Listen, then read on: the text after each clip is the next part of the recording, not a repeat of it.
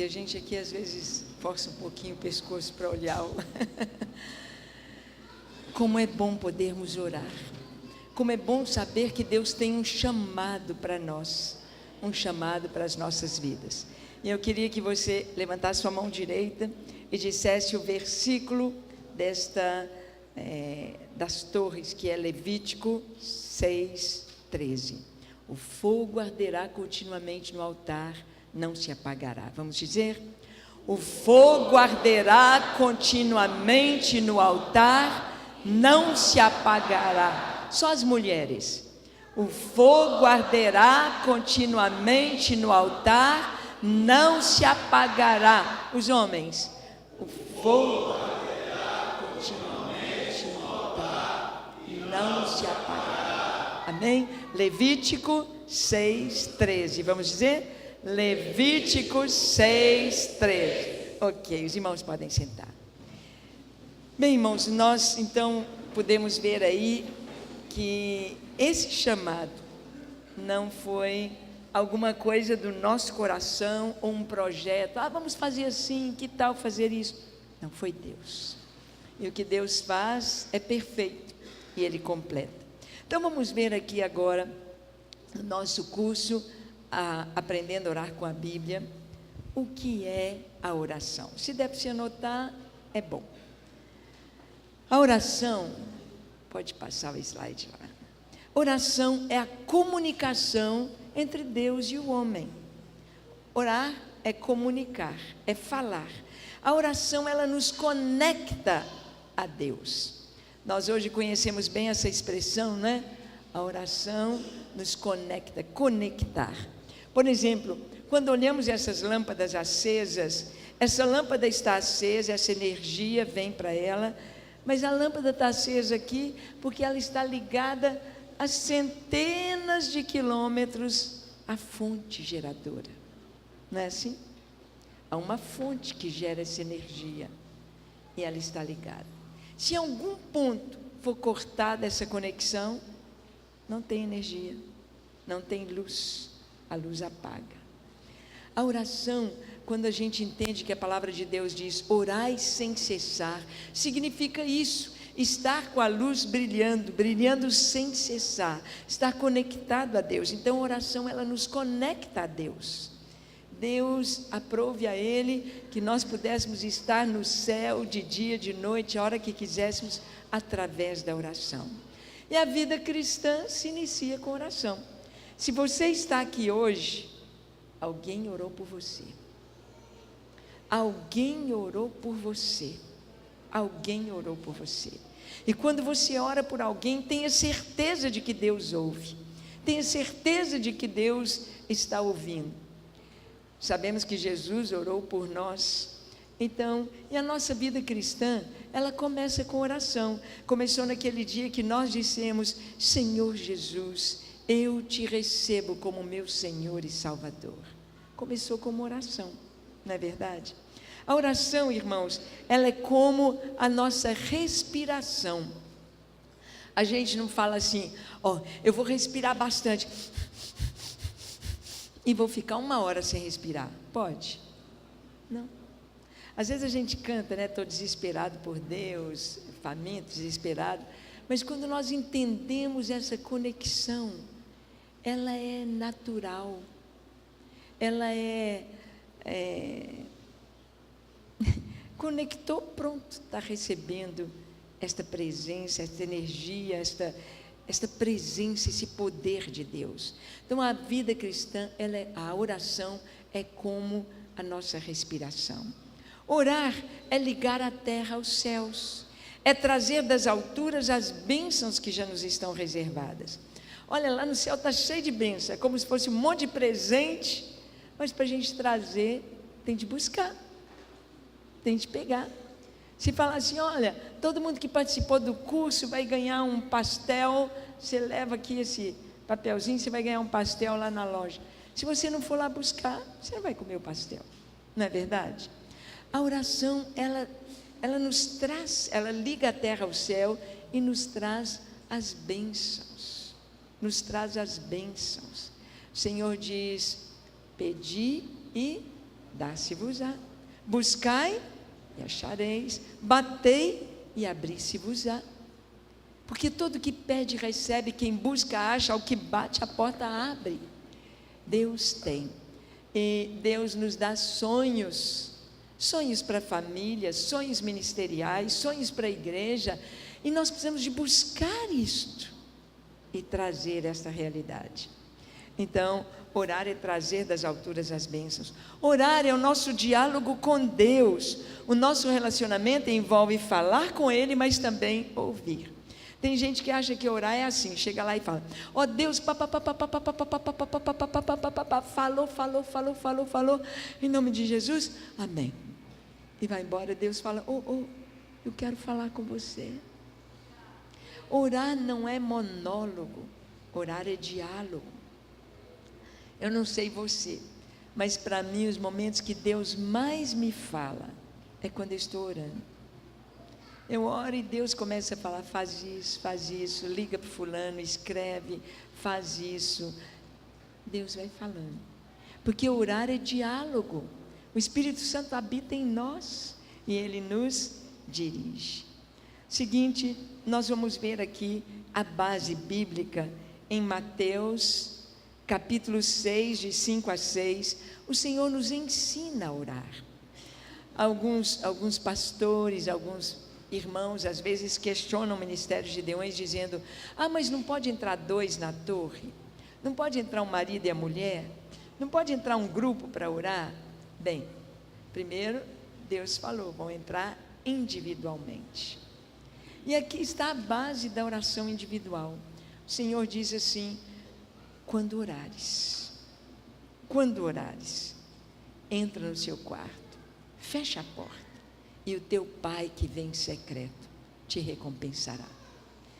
Claro que nós podemos orar, oração de concordância, onde estiverem 2 ou 3, se 2 concordarem na terra, o Senhor ouve. Oração de unanimidade, nós vamos ver há muitos tipos de oração, mas o que acontece é o seguinte: muitas vezes quando você ora de 2, ou de 5, ou de 10, ou a igreja toda, a gente ora, sapatinho de fogo, o fogo desce, a gente é abençoado, Deus responde, mas você vai embora do mesmo jeitinho que você é.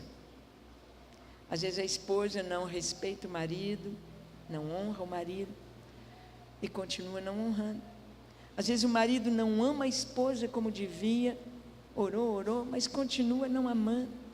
Às vezes o filho não honra seus pais, mas quando você entra a sós, fica 1 hora com a porta fechada, você e Deus, não tem jeito de sair dali do mesmo jeito, não tem, porque nós contemplamos o Senhor face a face, e a glória de Deus, ela vai nos transformando, o Senhor vai nos falando. Então nós entendemos que esse chamado de Deus, desta oração a sós, é para haver santificação, porque Deus vai nos transformando. O próximo slide, nós vamos ver então agora, na Bíblia, 5 fases da comunicação de Deus com o homem, do homem com Deus. Então nós vamos ver de Gênesis ao Apocalipse, que existem ali 5 fases, 5 ocasiões, 5 ciclos, desta comunicação de Deus com o homem. O primeiro foi no Jardim do Éden. Lá no Jardim do Éden havia acesso livre do homem ir a Deus, não tinha pecado, o homem era puro, o homem era santo, o homem era perfeito, estava diante do Senhor. O Senhor vinha na viração do dia, todo dia conversar com Adão. Deus e o homem se entendiam, havia uma comunhão perfeita, não havia barreiras, porque não havia pecado. Mas nós sabemos a história, quando a serpente tentou Eva, Deus falou que vocês não podem comer de toda a árvore do jardim, e a Eva disse: não, a gente pode comer todas, menos a que está no meio do jardim, a gente não pode nem tocar no fruto, nem comer. Deus não falou que não podia tocar, Deus falou só que não podia comer. Talvez o Adão falou: Eva não chega lá perto não, Eva nem toca lá, hein? Mas Deus havia dito: vocês não podem comer. E sabemos que Eva ficou olhando e viu que o fruto era: esse fruto deve ser gostoso. Esse fruto deve dar conhecimento. Olha que fruto diferente. E quem sabe ela pôs a mão, opa, não aconteceu nada. Quem sabe ela segurou, não aconteceu nada. Arrancou o fruto, não aconteceu nada. Adão, a serpente falou que se a gente comer, nós vamos ter entendimento. Nós vamos ser igual a Deus. Olha, Adão, não aconteceu nada, eu tirei o fruto e comeram. E a Bíblia diz que antes eles estavam nus e não se envergonhavam. Não é que Deus é um Deus do nudismo, não, tanto que nos céus os anjos estão todos vestidos, os anciãos estão todos vestidos, tudo lá no céu, até os serafins, eles se cobrem. Não é que Deus é Deus do nudismo, não, é que Adão e Eva antes do pecado estavam vestidos da glória de Deus. A Bíblia diz que Moisés ficou apenas 40 dias e 40 noites diante do Senhor, e o rosto dele brilhava. De quê? Da glória de Deus. Imagina Adão e Eva, precisava de roupa, a glória de Deus estava sobre eles. Mas em Romanos, Paulo diz que todos pecaram e foram destituídos da glória de Deus, perdemos esta glória, o homem se viu nu. Então o verso 8 diz: quando ouviram a voz do Senhor Deus que andava pelo jardim. Bom, a voz tinha boca, andava, tinha perna. Então ali no jardim, Deus se manifestava a Adão e Eva em figura humana, como um anjo, como o próprio Senhor Jesus. O Senhor vinha e conversava com ele. Era uma teofania, uma aparição, porque Deus é tão grande, tão grande, tão grande. Deus é espírito, ele não tem forma, ele se manifesta para se comunicar conosco, mas ele é grande, grande, grande. Ele não é um velhinho, ele são manifestações, é teofania. E então nós sabemos que a Bíblia nos diz que Deus vestiu o homem, fez roupa de peles de animais. Mas será que Deus matou os bichinhos lá e uma varinha de condão, pegou o couro assim, já virou uma roupa e veste Eva, veste Adão? Será que foi assim? Ô, gente, de matar um animal até a pele virar roupa, tem um processo, não tem? Tem de curtir esse couro, tem de costurar, tem de cortar, não é verdade? Então eu creio que nesse processo, esse tempo, Deus estava ensinando a Adão e Eva o preço do seu pecado, que sangue inocente seria derramado, haveria um processo para eles se vestirem. Na vida cristã nós recebemos a Cristo, mas nós temos uma caminhada para estarmos vestidos, nós temos um crescimento ali na nossa salvação, nós temos um crescimento espiritual, e eu creio que ali Deus ensinou Adão a adorar, a levantar um altar, a sacrificar o cordeiro, porque logo em seguida nós vamos ver o filho dele, Abel, oferecendo sacrifício a Deus. Quem ensinou Abel? Claro que foi o Senhor. Passou para Adão e Eva, eles para os seus filhos. Então, a primeira fase da comunicação de Deus com o homem e do homem com Deus era perfeita. Às vezes, irmãos, nós entendemos como cristãos que a Bíblia, a mensagem de Deus é a salvação. Mas não é a salvação, é a restauração. Nós vamos ver que o Apocalipse, ele emenda com Gênesis. Tudo que está lá no Gênesis, você vai ver no Apocalipse. A árvore da vida, Deus tabernaculando com o homem, a perfeição do homem, a santidade do homem. É uma restauração, é voltar ao início. O que Deus quer é o que Ele criou, que era perfeito. Então, resolvido o problema do pecado, nós voltaremos àquilo que nós tínhamos com o Senhor. Então essa foi a primeira fase. A segunda fase, pode passar, a segunda fase está em todo o Velho Testamento. Todo o Antigo Testamento, quando entra o pecado, a partir do pecado de Adão e Eva. Vamos ver o que está escrito em Isaías 59, versículo 2. Vamos ver aí na Bíblia, Isaías 59, versículo 2, diz assim: Os versículos seguintes também.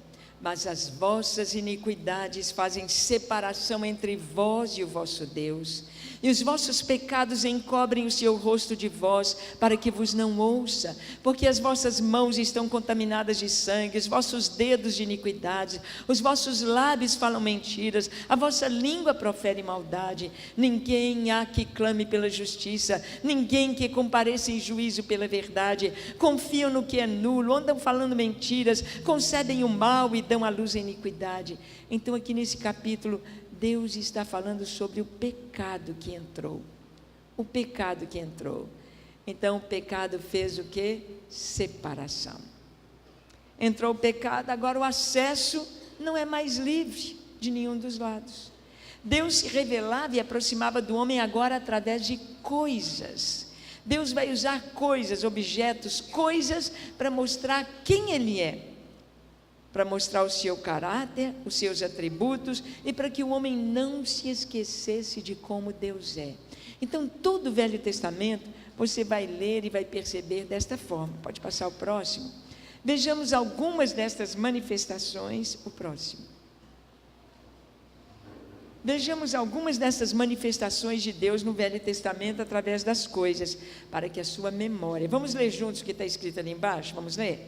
Para que a sua memória, caráter e os seus atributos não fossem apagados e esquecidos.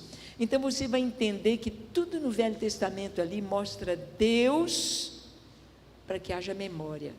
Deus existe, Deus é fiel, Deus é bondoso, Deus é santo.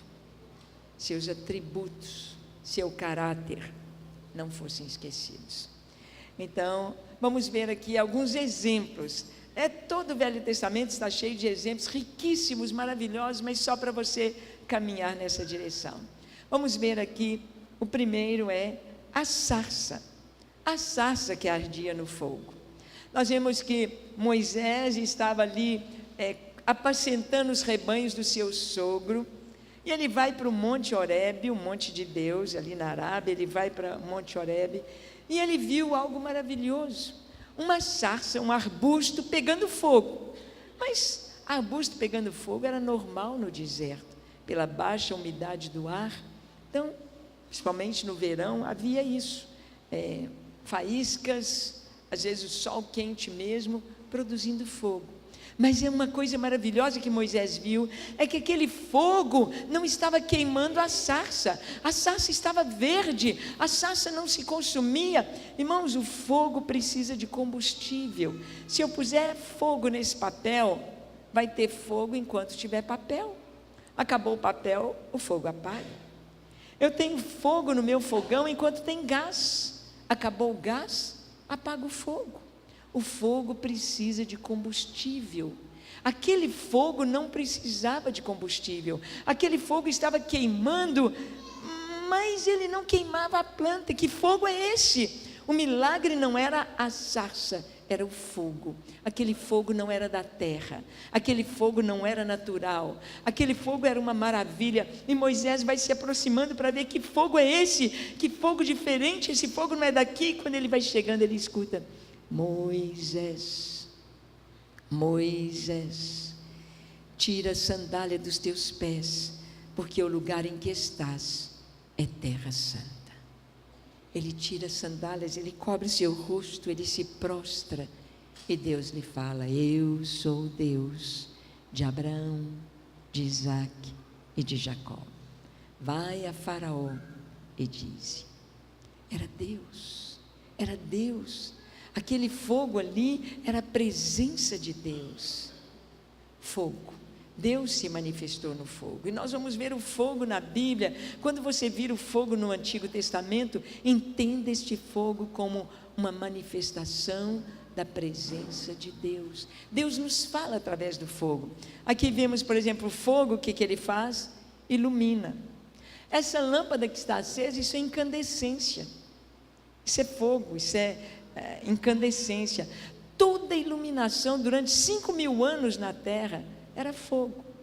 Antes de ter luz elétrica, era o quê? Vela, fogo. Lamparina, lampião, tocha, não era assim? Antigamente, nossos pais, nossos avós, nossos bisavós, e 5.000 anos sobre a terra, ela era iluminada pelo fogo. O fogo ilumina. Onde Deus chega, a luz chega. E a luz é maior do que as trevas. Onde a luz chega, a treva tem de fugir. Por isso Davi ora no Salmo 27, ele diz: o Senhor é a minha luz e a minha salvação, a quem temerei? O Senhor é a força da minha vida, de quem me recearei? Quando os malvados, meus inimigos, investiram contra mim para comerem as minhas carnes, tropeçaram e caíram. Ainda que um exército se levante contra mim, nele eu confiaria.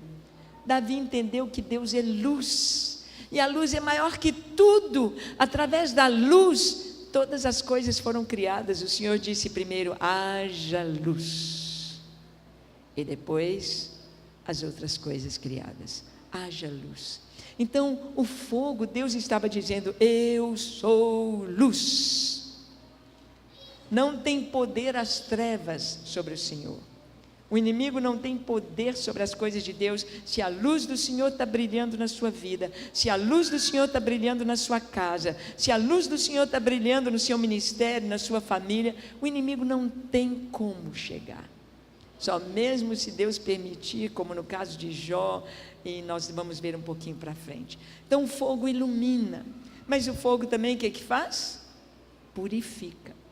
Os metais, eles são purificados pelas altas temperaturas. Fogo.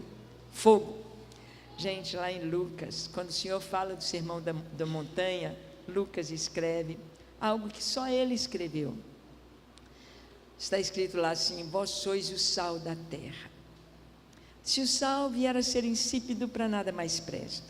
E Lucas acrescenta dizendo que Jesus disse: vós todos sereis salgados com fogo. Quem aqui sabe cozinhar? Opa, quanta, só comida boa aqui, hein? Que coisa boa. Gente, quando a gente cozinha, segue uma receita, quando a receita é de açúcar, como é que fala para dosar o açúcar? Você vai fazer um bolo, quanto que você põe de açúcar lá? Tantas xícaras de açúcar, um copo de açúcar, tantas colheres de açúcar, não é assim? Mas e quando fala do sal?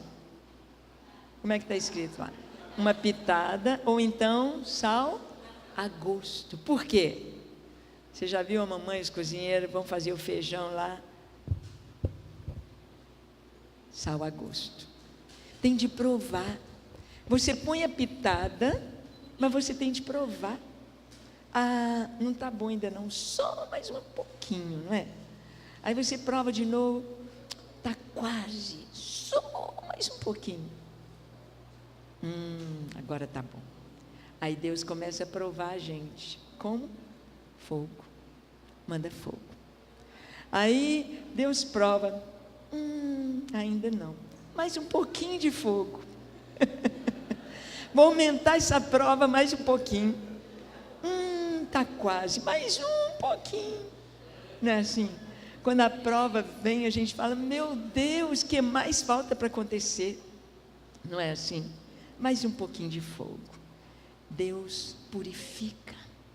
Quando nós recebemos Jesus, nós vamos sendo purificados. As coisas do mundo vão passando, vão perdendo gosto. Você já percebeu que quando se faz um jejum de uma coisa que você gostava muito, quando passa o jejum, aquela coisa já não é tão importante para você mais? Já percebeu isso? Você gostava demais de carne, fez jejum de carne, depois a carne não tem aquele mesmo sabor. Você fala: gente, tanto faz eu ficar comendo carne ou sem a carne. Importante é Deus. O Senhor vai nos purificando, Ele vai nos santificando, a presença de Deus, mas Ele nos purifica com fogo, com provações. O fogo simboliza o quê? Juízo e justiça. Algumas igrejas, quando começam com a torre, a igreja experimenta um crescimento, uma explosão, experimenta coisas maravilhosas, mas algumas igrejas, quando começa com a torre de oração, sabe o que acontece? Os pecados da igreja tudo pipoca. Glória a Deus, isso mesmo. Porque as bases do trono de Deus são justiça e juízo. Quando Deus se aproxima, pecado não resiste. Há um que estava em adultério, o outro que estava roubando, o outro que estava fazendo isso. Pipoca o pecado, para que haja uma limpeza. Limpeza. O povo de Israel não teve vitória por causa do pecado de Acã. E Deus falou: olha, tem pecado aí. Se o pecado não for tirado, não tem jeito de vencer, não tem jeito de avançar. Então, fogo simboliza também juízo e justiça. Eu fico pensando nesse pessoal aí de LGBT, esse pessoal blasfemando o nome de Deus. Fico pensando nessas pessoas que rejeitam o Senhor. Claro que a ignorância é cegueira, mas não fica impune. Se a pessoa não se arrepende, misericórdia para ele. Porque com Deus não se brinca, de Deus não se zomba. Conhecemos a história do rei Jeroboão. Jeroboão levantou um altar e fez os seus deuses, e fez um bezerro de ouro lá no sul de Israel, em Betel, e ao norte na cidade de Dan. E quando foi fazer a inauguração do altar, Deus mandou um profeta, e o profeta disse: olha, sobre esse altar, aqui serão os ossos dos seus sacerdotes queimados, e para dizer que a palavra de Deus, que Deus está contra isso que você está fazendo, esse altar agora, ele vai partir, as cinzas dele vão se derramar. Aí na mesma hora o altar parte, e o rei estende o braço e diz: prendam esse homem. Só que quando ele estendeu o braço, ele não conseguia mais recolher o braço dele. O braço dele ficou estendido, e ele ficou desesperado, e todo mundo está vendo. E ele então pediu perdão e disse ao profeta: ore por mim. E o profeta orou.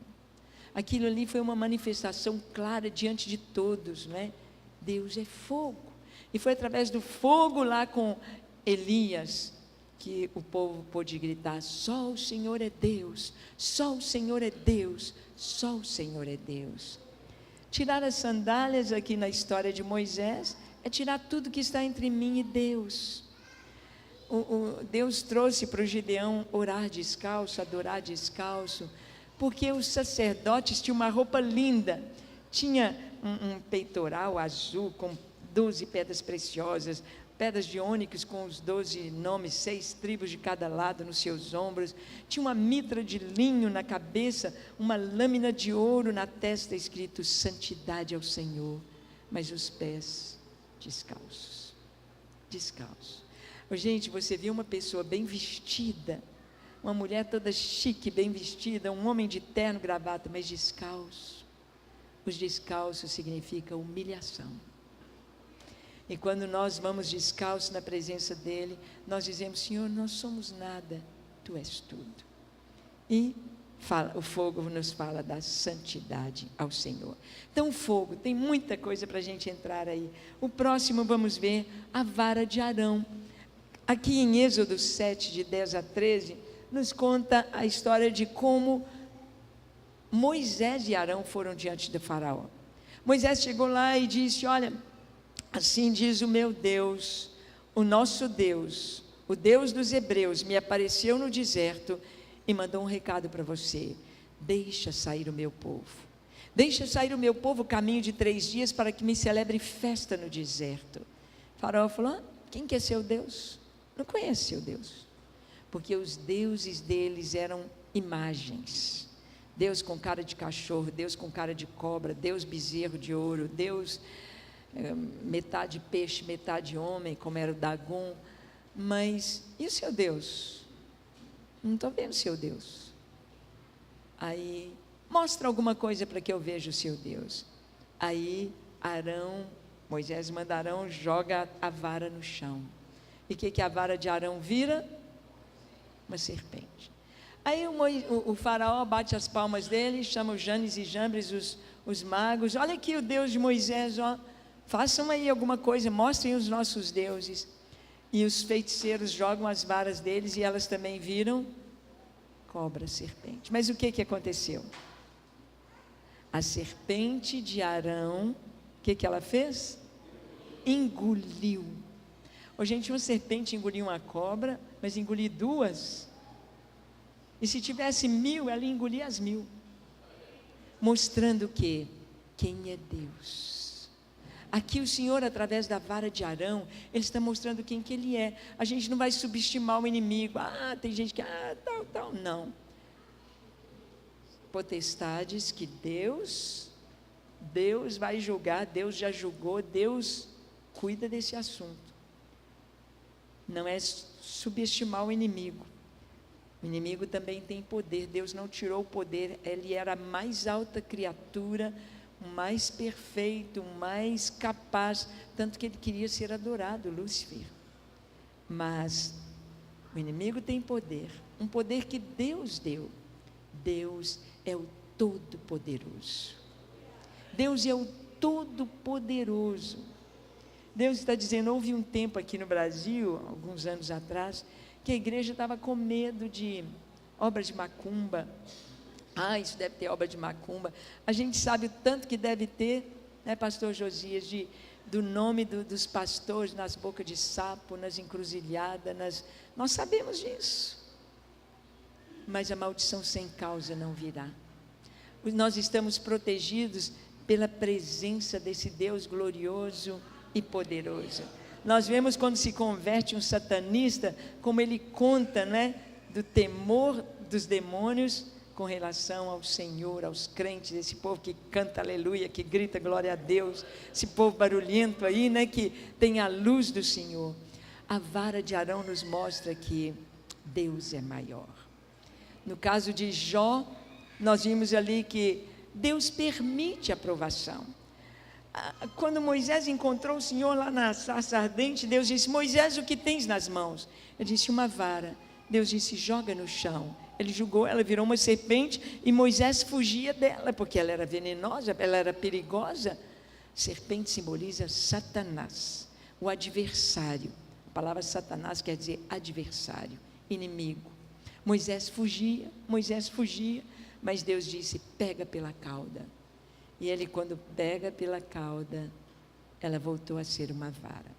Deus estava dizendo, Moisés, até Satanás, até o inimigo está nas minhas mãos. Ele não pode ir além do que eu permitir. Ele não pode fazer aquilo que eu não deixar. Jesus disse para Pedro, Simão, Simão, Satanás pediu para te joeirar como trigo, mas eu roguei por ti, para que a tua fé não desfaleça. Satanás pediu para te tentar. O inimigo está lá diante do Senhor, acusando, ele é o acusador. Ele faz essas três coisas, ele é o enganador, ele é o acusador e ele é o mentiroso. A questão dele é enganar, mentir, acusar, é o inimigo. Mas ele tem de obedecer ao que o Senhor diz. No caso de Jó, o Senhor queria provar Jó, passar um foguinho no Jó e falou, você viu meu servo Jó? Mas o Senhor o cercou, não tem jeito de eu entrar, está cercado pela tua glória, pela tua profissão, ele é um adorador, como é que eu vou entrar? O Senhor diz, tudo bem, pode tocar nele, mas você não vai mexer na vida dele. Morreram os filhos, a primeira coisa de Jó que ele perdeu, que chegaram avisando, foram os animais. Por que os animais? Porque a forma de adoração era com sacrifício. Agora Jó não tinha como adorar, Jó não tinha cordeiro, Jó não tinha novilho, não tinha mais cabrito, como é que ele vai adorar? A Bíblia diz que ele se prostrou e disse, nu eu saí do ventre da minha mãe, nu voltarei, o Senhor deu, o Senhor tomou, bendito seja o nome do Senhor. Ele adorou sem sacrifício, ele não tinha. Jó venceu, e Deus estava controlando ali o inimigo, só vai até onde eu permitir. Então a vara de Arão é esse objeto, essa coisa que nos mostra Deus.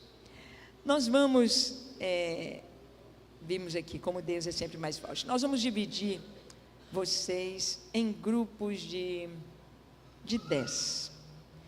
Então a gente vai fazer uma baguncinha aqui no salão. Pode, não pode, pastor? E depois a gente volta tudo para o lugar.